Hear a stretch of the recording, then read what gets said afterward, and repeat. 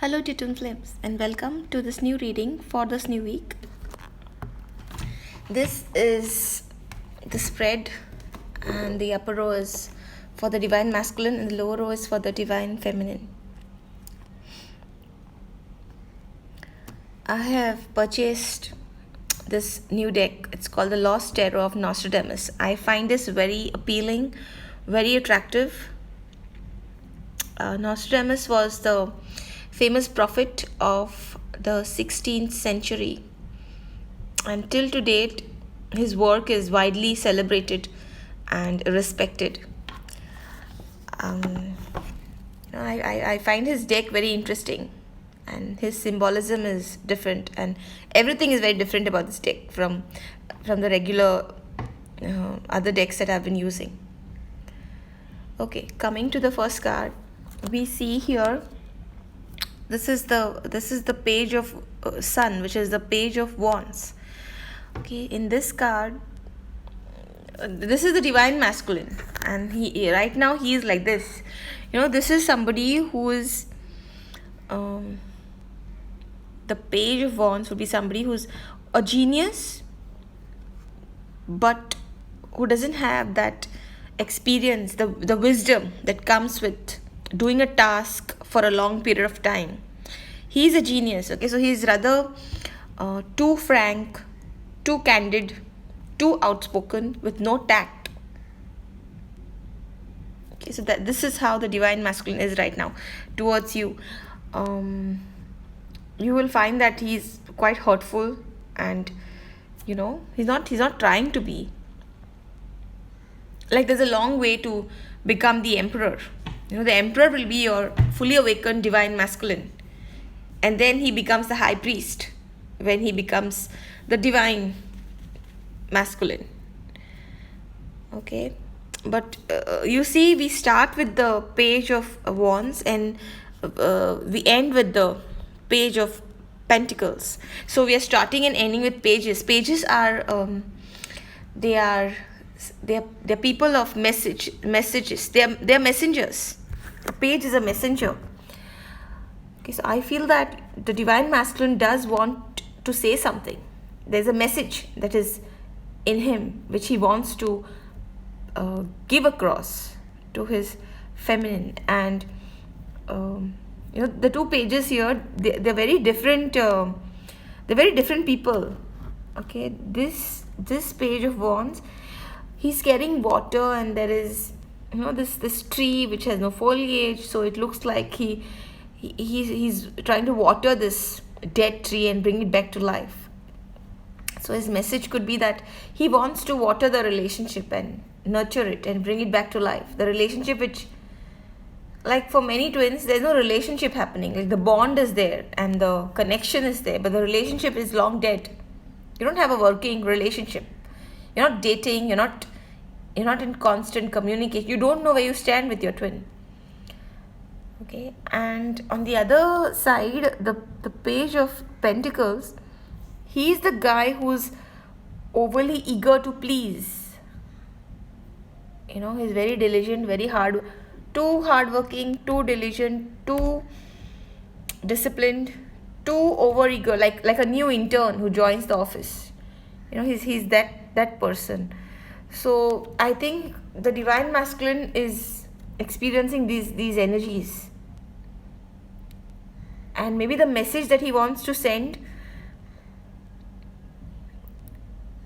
would be something of wanting to tell you that he wants the relationship, but hiding his over eagerness. He doesn't want to show you that he's over eager, that's over enthusiastic. He's over he's over the moon about you. Okay, and then we see this page is kind of tying this string to this tree. I think the message here would be that he wants you. He's afraid to lose you. Like, he wants to secure you for himself. He doesn't want to lose you. He doesn't want you to choose someone else. He doesn't want that to happen. It's like he wants you for himself. He wants to secure you, tie the knot with you. Okay, And these pages, they're very youthful energy. They're very, your divine masculine has not been very, he's not yet the high priest. The high priest will be the fully awakened after the emperor. So he's in this page energy, very youthful young energy. Okay, next card will be, this is the traditional Eight of Pentacles. The dude who's working with the hammer. Okay, here we see this person who seems to be thinking, and he's not he's not wearing robes.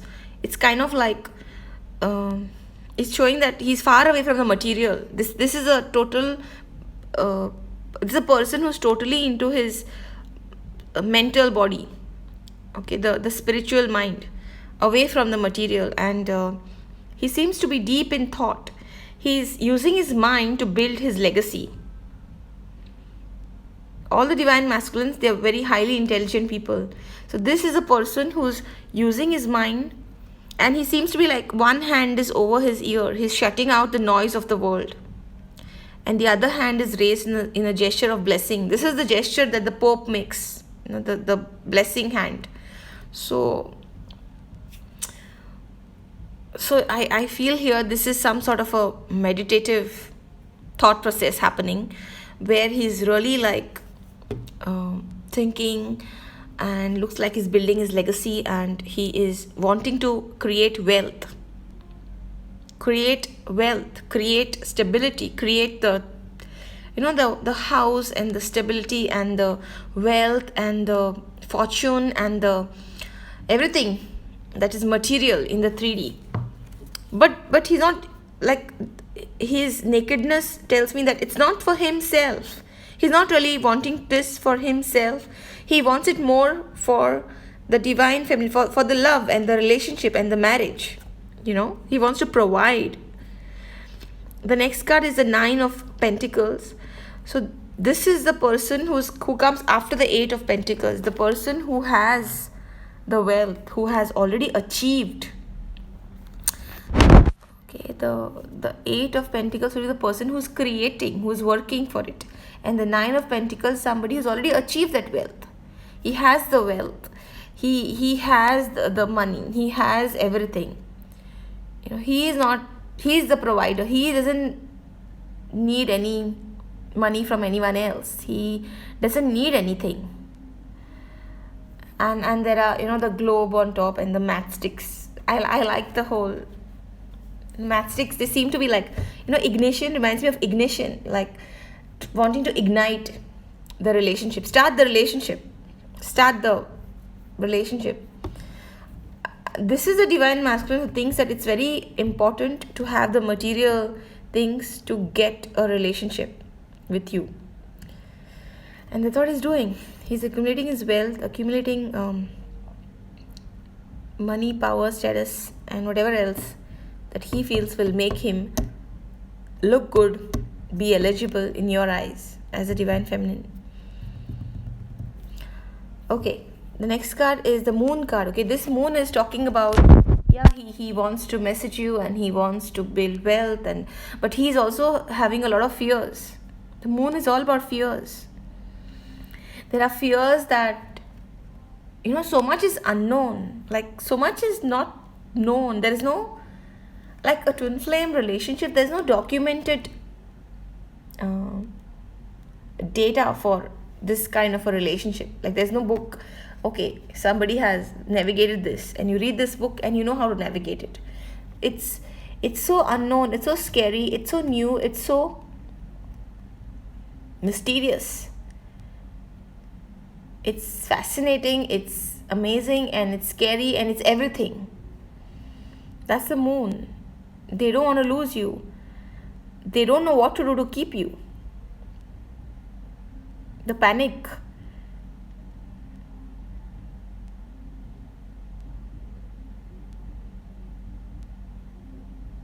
Yeah, he's having a lot of this fearful thoughts of losing you.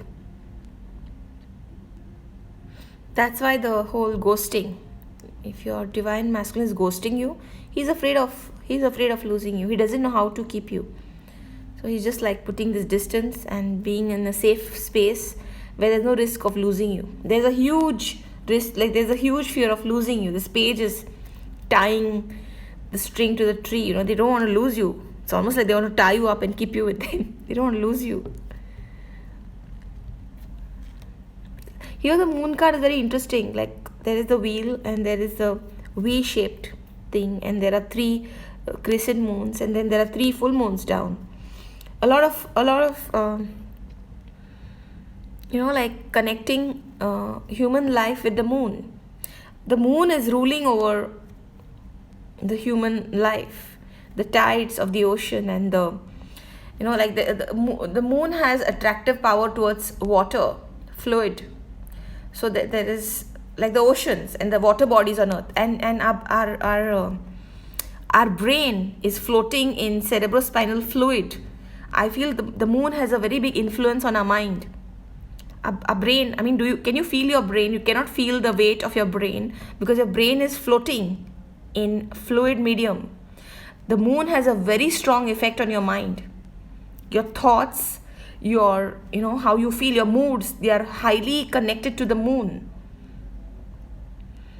There are goddesses of the moon, after which human beings name their children. Like Diana is a goddess of the moon. Then there's Phoebe. The moon is a very powerful organism. It is an organism. It has consciousness, and it is influencing everybody's lives.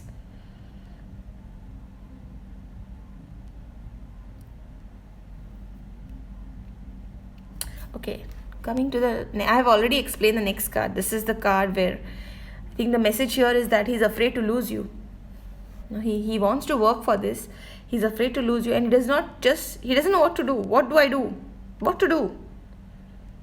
I think that's a general message of like a child not knowing what to do, helpless. Okay, that's how they're feeling.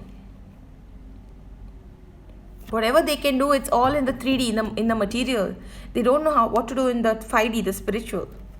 Coming to the energy of the divine feminine. Okay, I see this huge shift happening in the divine feminine. She's not like the divine feminine here in this card. She's not exactly fixating on nurturing the relationship anymore. I mean, this is the Knight of Wands. Knight of Wands is somebody who's like very charging with passion and rash, sometimes very rash decisions, and overconfident, like very rash. Okay, I feel that the divine feminine, there is this deeper connection to spirit and source happening with the feminine. I see my feminines, like the people who I do readings for, they're all awakening out of the matrix. Everybody's awakening. It's great. Their thoughts are changing, and I feel that they are being inspired to move. Like everybody's moving.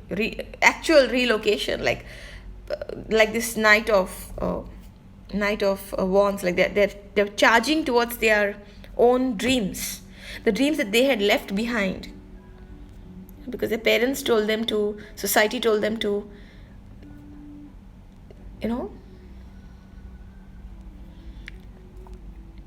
The next card here this is a very interesting card. This is actually the traditional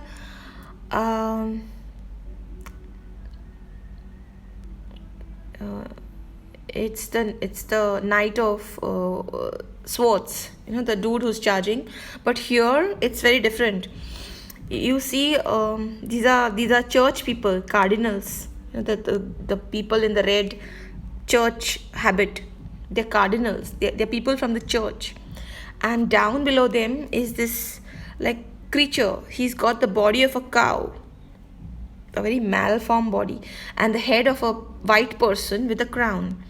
I feel this is trying to show that the church is controlling the government. I mean, this is from the 16th century. At that time, government would mean kings and queens. Today we have like presidents and prime ministers, and government means something different now. But the rulers, generally, the word rulers. So this is showing that the church is heavily controlling the rulers. The rulers are being indoctrinated by the church. The church is using the false power of divinity, heaven and hell, like reward and punishment, to control everything, control the rulers, and in turn control the masses. And I think the divine feminine is realizing this, realizing how she has been controlled her entire life, to give up her dreams, give up everything that she ever wanted to do, and be submissive in all spheres of life. Keep giving up her dreams at every turn.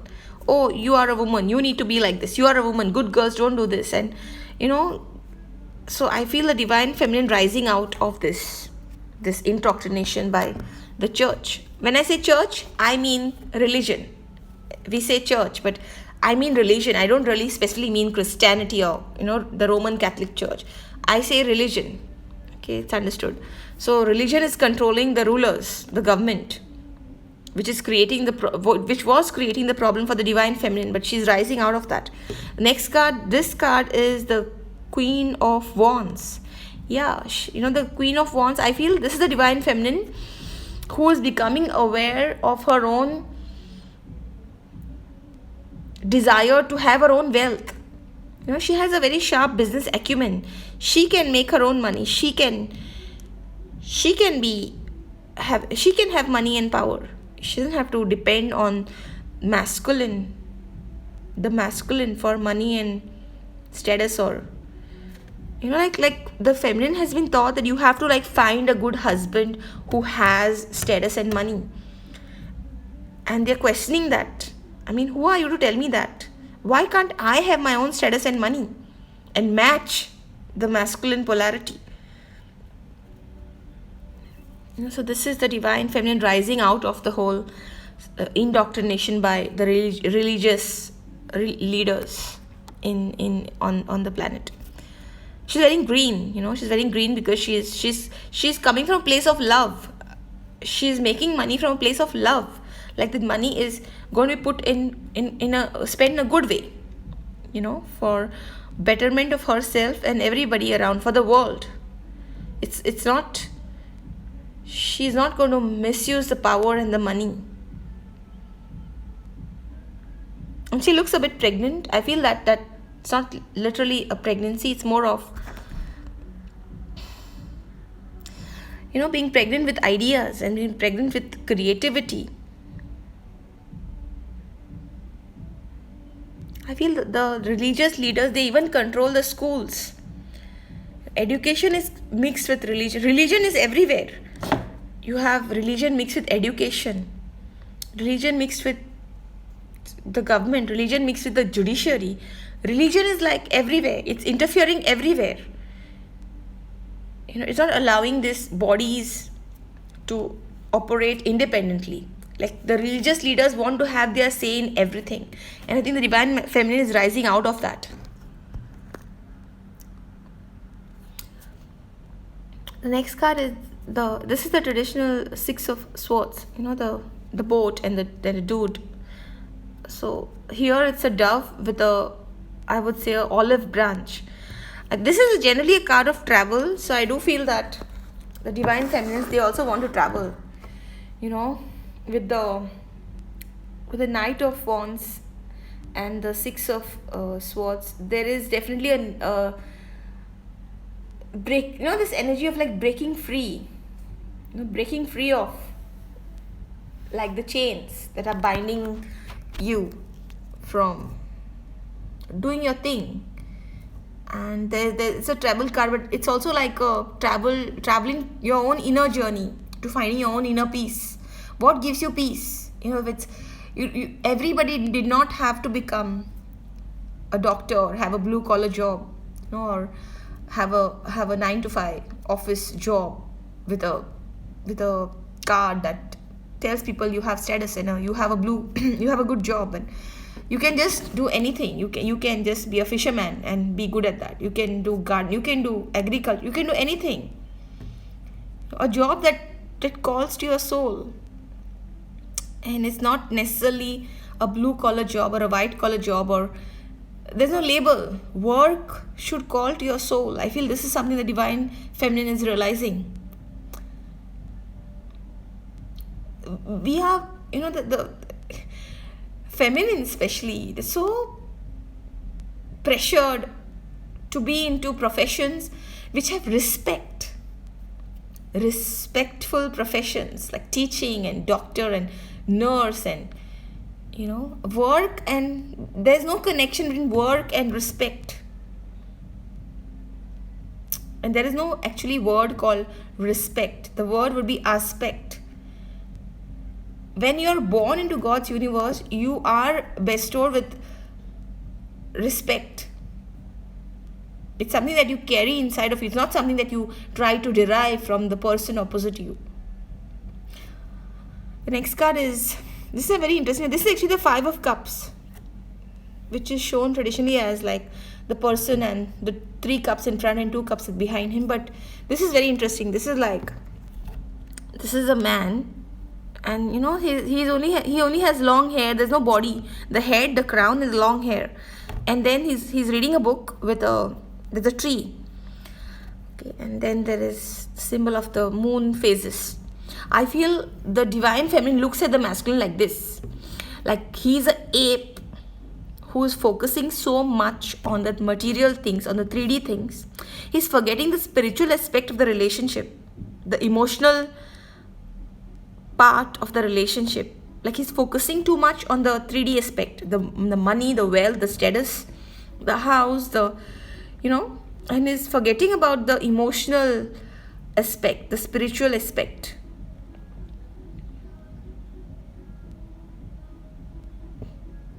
Like they're busy making wealth and status, and they're forgetting the tree would represent the family tree, which is the divine feminine.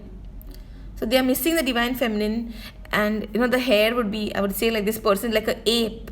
Apes, they don't really have the emotional intelligence developed. I mean, that doesn't mean that they're not intelligent. Of course they are, but there is a higher intelligence present in humans because we have a central nervous system which is more developed than the apes.